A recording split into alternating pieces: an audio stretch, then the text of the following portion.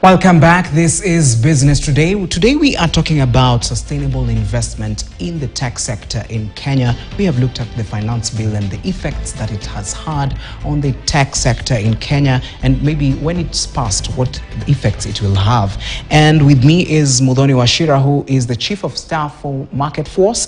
And we've been talking about startups in Kenya and what the finance bill the effect it has had on them. And we were talking about FMCGs. And someone might be asking, what are FMCGs? So Muthoni, just explain to us what FMCGs are so that at least we get to understand. Certainly. So FMCG is an acronym for fast-moving consumer goods.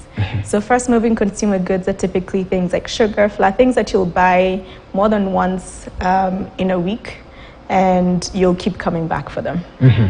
All right, very well explained. So therefore, now when you look at this space, everyone who wants to start a company right now, they are thinking digital, they're thinking social media, moving it over there. And with time, flooding is going to happen. So what happens to someone who wants to invest in such a space? They're saying, okay, I want to put my company on to deal with FMCGs, but you find that field is flooded. So what happens at the end of the day? That's an interesting question. I think there's always going to, so when at Market Force we look at how large is the addressable market for FMCG, and we've identified 100 million merchants exist on the continent. So these are small kiosks, etc., who sell pretty much the same goods and are known to be on every corner across the continent. And so why that is important is because it makes a strong case for scale. I see the strong case, of course, for competition in that space, and FMCG merchants compete on different things, on their customer care, how well connected they are to their community, whether they offer soft loans to people who come together. So as a person who's trying to get into that space, figure out how you can differentiate yourself from others who are doing a similar thing. Is it a price point? Sometimes it's as low as 1 shilling. And so what is that differentiator? It could be that you are consistently have this very well demanded cooking oil. And so people come to you because they can rely on the dependability of that available product. All right, and also let us look at the logistics department, especially when it comes to many companies. How important is a logistics department, especially for what you've explained, for now moving around goods? Yes. How does it supposed to function when it comes to the structure of a company? Okay. So in the B2B e-commerce space, and that space really is where we have tech startups that are trying to digitize the FMCG space. So in that space, we have 2 schools of thought. One is an asset-heavy school of thought and an asset-light school of thought. The asset-heavy school of thought essentially owns the logistics assets, owns warehouse assets, and ensures that they can deliver efficiently from the manufacturer to the retailer and ultimately to the end consumer. The asset-light school of thought leverages partnerships. It says there are already logistics providers on the market, there are already warehouses on the market. We don't need to own them, we just need to become very efficient at utilizing what's already there. And Market Force has adopted an asset-light school of thought to B2B e-commerce. So even as Market Force does this, how able is it for every other company to do this? So I would say there's now a high barrier to entrance in the B2B e-commerce space because there are incumbents. There are people who are already playing in that space. They've been playing in it for a while, and it's becoming highly competed. We're seeing that this solution, because obviously the problem is across the continent, there are B2B e-commerce players in Egypt, in South Africa, in Nigeria, in Kenya, and as you want to scale across the continent, they're looking at coming to markets where you already exist. So we're already in Kenya, Uganda, Rwanda, Nigeria, and Tanzania, and we have people obviously from other markets looking to come into Kenya. So I would say it's highly competed, and now the entry barrier is pretty high. When you look at these countries that you've mentioned, I mean across Africa, what is the difference, especially when it comes to Kenya? How is it different from the others, and what makes Kenya stand out from the others? So Kenya, when we look at the startup ecosystem in tech, is part of the Big Four. So the Big Four are the countries on the continent that command the most capital. And so it's Kenya, Nigeria, Egypt, and South Africa. And so we're part of the Big Four. But we're seeing startups coming out from other places. We're seeing tech innovation from Gabon, from DRC becoming pretty interesting as a destination for startups to start, but also to expand into. And there's just nuances. As you look across all our markets, there's nuance around how FMCG, for example, in Kenya and Rwanda, for example, is operating. And so because we're in so many markets, we've taken on a country-led approach. So we've decentralized our decision-making. We have found country directors in the markets that we operate in who are from those markets, so they bring the contextual knowledge of that space. And I think that's a really strong differentiator from other players in this market. All right, even as we move on also with the conversation and look at, you've spoken about different countries, what can we borrow from these other different countries? If Kenya stands out from the others, are there things that we can borrow, especially when it comes to moving forward with a tech ecosystem?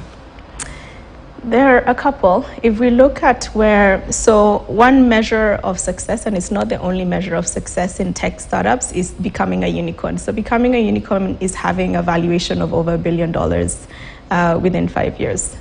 And East Africa doesn't yet have a unicorn. Nigeria has unicorns, Egypt, etc. Like other Big Four markets have unicorns. So we could borrow some learnings from that. I think one of them that is quite distinctive is how much of their citizens invest in tech startups. So they actually have a very high participation rate. So Nigerians invest in Nigerian tech, Egyptians invest in Egyptian tech. We haven't seen the same movement here. So I'd encourage Kenyans to explore ways and avenues of investing in Kenyan tech. And there are a number of angel networks that you can participate in to get your feet wet in that process. All right, if you call it feet wet, do you think Kenya has the awareness, especially when it comes to the importance of just embracing the digital space and the technology space?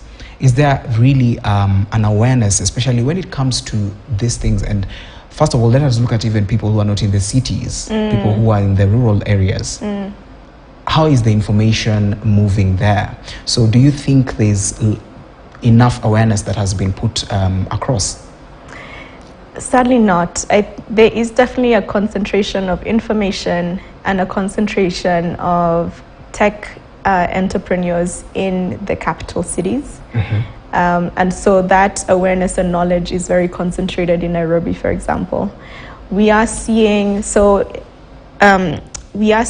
incubators and accelerators being set up outside of Nairobi. We've seen them in Kisumu, in Nakuru, in Mombasa. So that's driving awareness and driving young people to participate in the tech space as entrepreneurs. So that's an encouraging change and development in the space. You spoke about 5 billion when we were speaking about some of the things that we can borrow from. You said the projection of you spoke about some 5 billion. 1 billion. 1 million. 1 billion valuation. 1 billion. Yeah, okay. Yeah. So how sustainable is it? How easy is it to reach to that?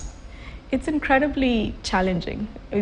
It's when you think about the operational inefficiencies of scaling a tech startup on the continent, it's incredibly hard, because when you look at it broadly as a continent, you're like, okay, we have 1.1 billion people, we have high mobile penetration, we have internet access, we have mobile app adoption. They all tick really strong boxes. But when you get down to the ground of scaling a startup, you now have to work with multiple regulators. If you're moving from Nigeria to Ghana, it's different.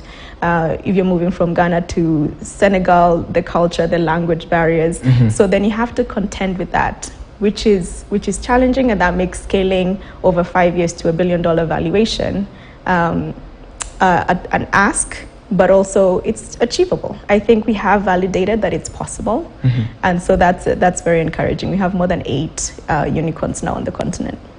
All right. We are remaining with 1 minute. Okay. So therefore, just from where you sit, what do you think needs to be done, especially when it comes to the tech space, trying to push products over there, trying to start up companies that are tech related, and maybe after 2 years someone gives up? So what would you tell someone who has a company and they are looking at it and saying, okay, this tech company that I started is not really giving me any value? What do they need to do in order for them to stand out and even remain afloat? Oh, there's so many questions. I have 1 minute. Okay, 1 minute, briefly.